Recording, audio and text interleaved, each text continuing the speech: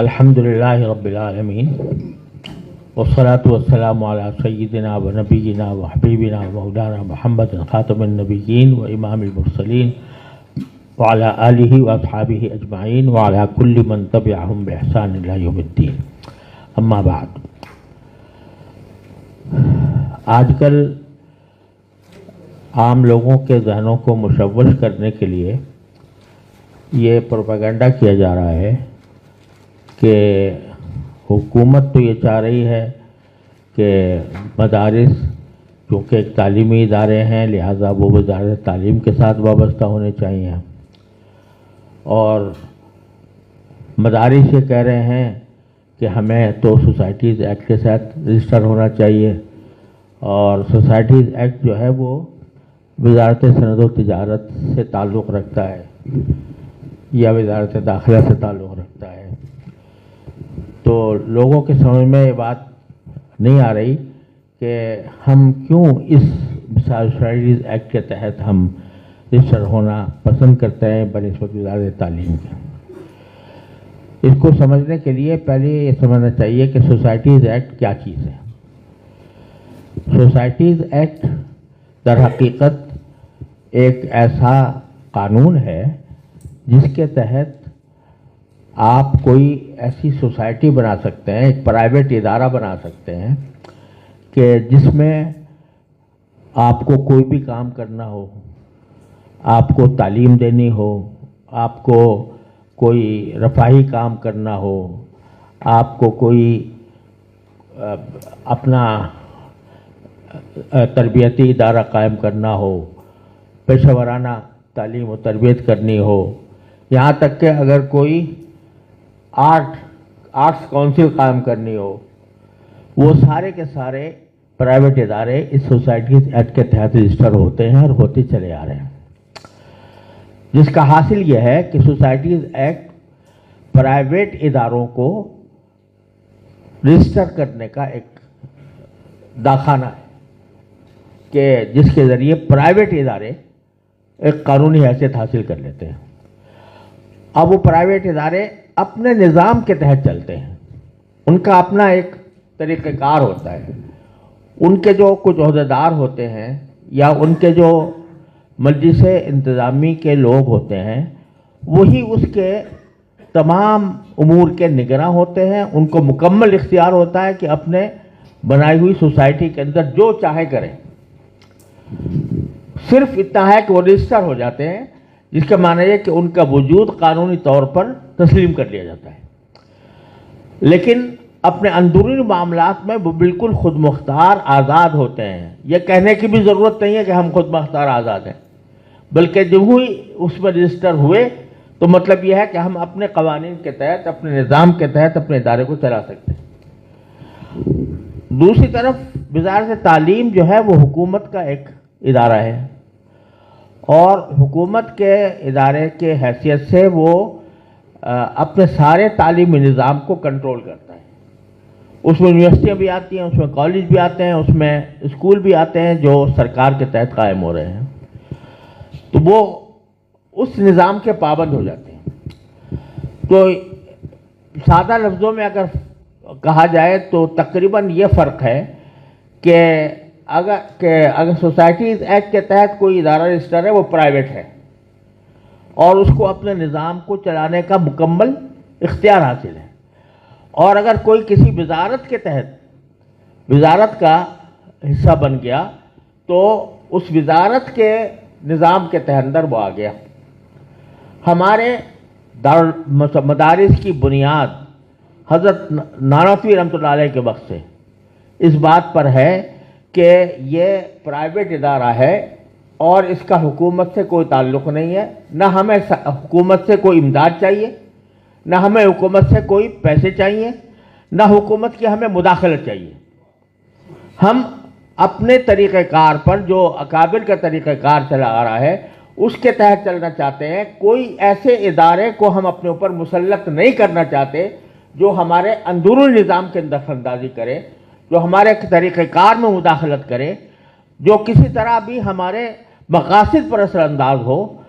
وہ ہم مدرسے کو اس سے آزاد رکھنا چاہتے ہیں. اور یہ آزادی ہمیں سوسائٹیز ایکٹ کے تحت ملتی ہے، کیونکہ وہ پرائیویٹ ہے، اس میں سارے ادارے پرائیویٹ ہیں. بہت سے تعلیمی ادارے اب بھی سوسائٹیز ایکٹ کے تحت رجسٹرڈ ہیں، اس لیے کہ وہ پرائیویٹ ہیں اور پرائیویٹ طریقے سے اپنے نظام کے تحت چلنا چاہتے ہیں. ہمیں اس بات کا اس بات پر اس لیے اصرار ہے کہ وزارت تعلیم کے ساتھ اگر ہم منسلک ہو گئے، اور میری تو اول روز سے یہی رائے ہے کہ اس کے ساتھ منسلک ہونا، ہم نے بہت ہی انتہائی دباؤ کے حالات میں اتنی بات تسلیم کی تھی کہ بھئی ہمارا ڈاکخانہ بدل جائے اور وزارت تعلیم کے طرف جاؤ جائے، لیکن جو اندیشہ تھا اور جس کی بنا پر ہم وزارت تعلیم میں جانے سے پرہیز کر رہے تھے، وہ اس وقت سامنے آ گیا کہ جس دن ایک دن ہمارے ساتھ مذاکرات کے اندر ایک مفاہمتی یادداشت تیار ہوئی،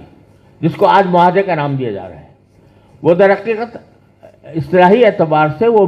MOU ہے، memorandum of association of understanding, مفاہمتی یادداشت. قانون اعتبار سے اس کا کوئی اثر نہیں ہوتا، صرف یہ بات ہوتی ہے کہ ابھی بات چل رہی ہے، اس کے اندر کچھ چیزوں پر مفاہمت ہوئی. اس مفاہمت کا ایک حصہ یہ تھا کہ ہمارے بینک اکاؤنٹ کھلیں گے، ہم خود مختار اور آزاد رہیں گے. دوسرا یہ کہ ہمارے غیر ملکی طلبہ جو ہیں وہ ان کو داخلہ ملے گا، ویزے ملیں گے. اور اس میں یہ بھی تھا کہ جب تک اس کے اوپر پوری طرح عمل نہیں ہو جاتا، سوسائٹیز ایکٹ کے تحت جو مدارس رجسٹر ہو رہے ہیں وہ اپنی جگہ رجسٹر ہوتے چلے جائیں گے. لیکن یوں ہی یہ بات ہماری اس مفاہمتی یادداشت کی مرحلے میں ابھی تھی، اسی کے ساتھ 1 ارب کا بجٹ بنا کر ایک ڈائریکٹریٹ قائم کر دی گئی، جو ایک سابق فوجی میجر جنرل کے ماتحت، اور اس کے لیے وہ قائم کرنے شروع کر دیے گئے دفاتر مختلف جگہوں پر، اور اس کے مطابق رجسٹریشن کا آغاز بھی کر دیا گیا. تو یہ مرحلہ تھا جس میں ہمیں اپنے اس نقطہ نظر کی بالکل وضاحت سامنے آ گئی، ہم جو کہتے تھے کہ ہم تعلیم کے اندر جائیں گے تو ہم پھر کسی نظام کے اندر پھنس کر اس کے تمام ارشادات کے تابع ہوں گے. چنانچہ اگرچہ اس میں یہ الفاظ بھی موجود ہیں کہ مدارس کے جو ہے اپنے نظام میں آزاد اور خود مختار رہیں گے، یہ لکھا ہوا ہے اس کے اندر بھی، لیکن آخر میں یہ لکھا ہوا ہے کہ وقتاً فوقتاً وزارت تعلیم کی طرف سے جو ہدایات آئیں گی مدارس کے پابند ہوں گے. تو ایک طرف یہ کہا ہے اور دوسری طرف یہ بھی کہا ہے، لہٰذا اس کا نتیجہ یہ ہوگا کہ ہمارے مدارس کے اوپر حکومت، ہم یہ بالکل واضح الفاظ میں یہ بات کہہ دینا چاہتے ہیں کہ کسی حکومت کے ماتحت ہو کر ہم اپنے نظام و نظام کو جاری نہیں رکھ سکتے، نہ رکھنا ہمارے لیے زہر قاتل ہے. لہذا ہم نے انجام دیکھے ہیں، ہم نے سعودی عرب دیکھا ہے، ہم نے امارات دیکھا ہے، ہم نے مصر دیکھا ہے، ہم نے شام دیکھا ہے، اور وہاں پر مدارس کو کس طریقے سے ختم کیا گیا، مدارس کو کس طریقے سے دبایا گیا. آج وہاں پر کوئی کلمہ حق کرنے والا موجود نہیں ہے، یا ہو تو اس کی جگہ جیل ہوتی ہے یا اس کے اوپر تشدد کیا جاتا ہے. تو ہم الحمدللہ پاکستان کو اللہ تبارک و تعالیٰ نے اسلام کے لیے بنایا، اور پاکستان کو در حقیقت اللہ تبارک و تعالیٰ نے اسلام کا ایک قلعہ بنایا ہے. تو یہاں ہم یہ صورتحال کسی قیمت برداشت نہیں کر سکتے کہ ہمارے مدارس اور ہمارے علماء وہ اس طرح ہو جائیں کہ ان کے سامنے کچھ بھی ہوتا رہے اور وہ اپنی زبانوں کو بند رکھیں اور شیطان اخرس بن کر زندگی گزاریں. لہٰذا یہ چاہے جب کسی بھی چیز کو گھیرنا ہوتا ہے تو شروع میں ساری پابندیاں عائد نہیں ہوتی، شروع میں اس کے لیے ایک دام ڈالا جاتا ہے، اس کے لیے دانہ ڈالا جاتا ہے، تو اس کے بعد پھر آگے جا کر اس کو کسی وقت میں گھیرا جاتا ہے. یہی طریقہ کار رہا ہے پوری تاریخ میں. تو اب اگر اس میں لکھا ہوا ہے کہ نظام کہ یہ اپنے آزاد و خود مختار رہیں گے، لیکن اس کے باوجود ایک مرتبہ جب یہ اس دائرے کے اندر آ گئے اور اس میں یہ لفظ موجود ہے کہ وزارت تعلیم کی طرف سے وقتاً فوقتاً ہدایات جو ملتی رہیں گی اس کے پابند ہوں گے، تو اب آپ دیکھیے آج کسی کی حکومت ہے، کل کسی اور کی حکومت ہوگی، وہ لوگ بھی حکومت میں وزارت تعلیم کے اندر آئیں گے جو یہ کہہ رہے ہیں کہ مدارس جو ہیں وہ جہالت کی یونیورسٹیاں ہیں، جنہوں نے علی الاعلان یہ بات کہی ہے، جنہوں نے یہ کہا ہے کہ مدارس تو یہ سکھاتے ہیں کہ مرنے کے بعد کیا ہوگا، گویا ان کو مذاق اڑا کر کہ مرنے کے بعد کیا ہوگا کہ حالات پڑھانے والے مدارس ہیں، یہ دنیا کے موجودہ زندگی کے ساتھ کیسے چل سکتے ہیں، وہ بھی تعلیم کے نظام کے اندر آ سکتے ہیں، اور کل کو کون آتا ہے کچھ نہیں کہا جا سکتا۔ لہذا مدارس کو اس دائرے کے اندر لانے کی وجہ کہ ہم بالکل سختی کے ساتھ مخالف ہیں، اور چونکہ سوسائٹیز ایکٹ ایک پرائیویٹ اداروں کا قانون ہے، وہ اس واسطے ہم ایک پرائیویٹ مدارس کے طور پر استعمال ہونا چاہتے ہیں، اپنا کام کرنا چاہتے ہیں جس میں ہمارے کام میں کوئی مداخلت نہ ہو۔ تو ہم خود الحمدللہ اس حقیقت سے پوری طرح باخبر ہیں، وفاق المدارس اب پوری طرح باخبر ہے اور اس بات کا یقین رکھتا ہے کہ ہمیں ایک عالم کو موجودہ دور کے اندر اپنا پیغام بہتر طریقے سے پیش کرنے کے لیے جن معلومات کی ضرورت ہے، ہم اپنے مدارس میں وہ معلومات پڑھانا چاہتے ہیں۔ ہم اس لیے نہیں پڑھانا چاہ رہے جو ساری دنیا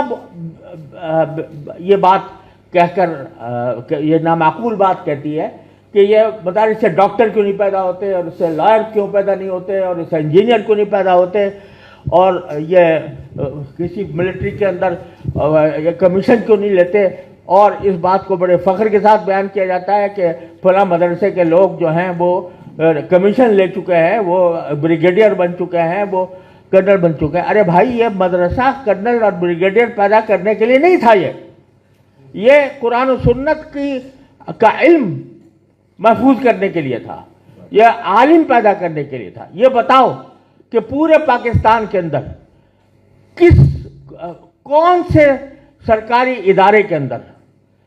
اسلام کی تعلیم دی جا رہی ہے؟ حافظ اتنے پیدا ہو رہے ہیں اس ملک کے اندر، کسی مسجد کے اندر کبھی یہ کسی اعلان نہیں سنا ہوگا کسی نے کہ ہمارے ہاں تراویح پڑھانے کے لیے حافظ نہیں ہے، حافظ ہمیں فراہم کیا جائے۔ حافظ زیادہ ہیں، مسجدیں کم ہیں۔ کہاں سے پیدا ہو رہے ہیں یہ حافظ جو قرآن کریم کی خدمت انجام دے رہے ہیں اور تراویح پڑھانے کے لیے موجود ہیں؟ یہ کہاں سے آ رہے ہیں؟ کسی کالج سے، کسی یونیورسٹی سے، کسی انسٹیٹیوٹ سے؟ یہی مدارس ہیں جو یہ سب پیدا کر رہے ہیں۔ کوئی آدمی یہ بتائے کہ کیا اس معاشرے کی یہ ضرورت نہیں ہے کہ اگر کسی شخص کو کوئی دینی مسئلہ پیش آ جائے تو اس کا جواب دینے والا کوئی موجود ہو؟ کیا آج یہ ساری دنیا دیکھ لے کہ اگر کسی مسلمان کو کوئی نکاح طلاق کا بھی مسئلہ پوچھنا ہوتا ہے، بیع و شراء کا بھی پوچھنا ہوتا ہے، نماز اور روزے کا پوچھنا ہوتا ہے، تو وہ کیا کسی یونیورسٹی کے پروفیسر کے پاس جاتے ہیں جس نے اسلامک اسٹڈیز میں ایم اے کی ڈگری لے رکھی ہے، یا کسی ایسی یونیورسٹی کے پاس جاتے ہیں پروفیسر کے پاس جو اسلامک اسٹڈیز پڑھا رہا ہے؟ وہ اگر جاتے ہیں تو ان لوگوں کے پاس جاتے ہیں جن کے پاس قرآن و حدیث کا، فقہ کا، اس کے اصول فقہ کا پورا علم ہے، ان کے پاس جاتے ہیں۔ کیوں جاتے ہیں؟ اس لیے کہ جانتے ہیں کہ صحیح علم ان کے پاس ہے، دین ان کو صحیح طریقے سے آتا ہے۔ یہ سارا کام مدارس اس لیے کر رہے ہیں، اس طرح کر رہے ہیں کہ ہم کسی کے تسلط کے ہم دوادار نہیں ہیں۔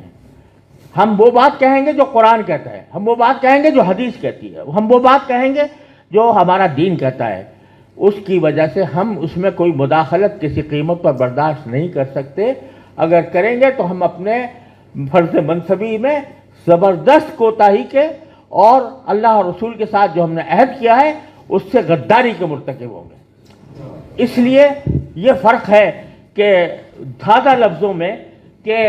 مدارس پرائیویٹ رہیں یا سرکار کے تحت رہیں، سیدھی سی بات یہ ہے۔ پرائیویٹ رہیں یا سرکاری تسلط میں رہیں، بنیادی سوال یہ ہے. تو چونکہ سوسائٹیز ایکٹ میں ہم پرائیویٹ طریقے پر کر رہے ہیں، اس کا صنعت و تجارت سے کوئی تعلق نہیں ہے، اس کا تعلق ایک سوسائٹی سے ہے. اس میں کچھ بھی ہو سکتا ہے، وہ سوسائٹی کچھ بھی کر سکتی ہے. جیسا ٹرسٹ ہوتا ہے تو ٹرسٹ جو چاہے کر سکتا ہے. اسی طرح سوسائٹی ایکٹ کے تحت رجسٹر ہو کر ایک سوسائٹی بنتی ہے، اور سوسائٹی وہ اپنے نظام کے مطابق جو چاہے کر سکتی ہے. اور وزارت تعلیم میں جائیں گے تو ہم سرکار کے ماتحت ہوں گے. یہ ہماری گزارشات ہیں، یہ ہے ہمارا اصل مقصود، اور اس وجہ سے ہم اس پر ڈٹے ہوئے ہیں اور انشاءاللہ ڈٹے رہیں گے. وآخر دعوانا الحمدللہ رب العالمین.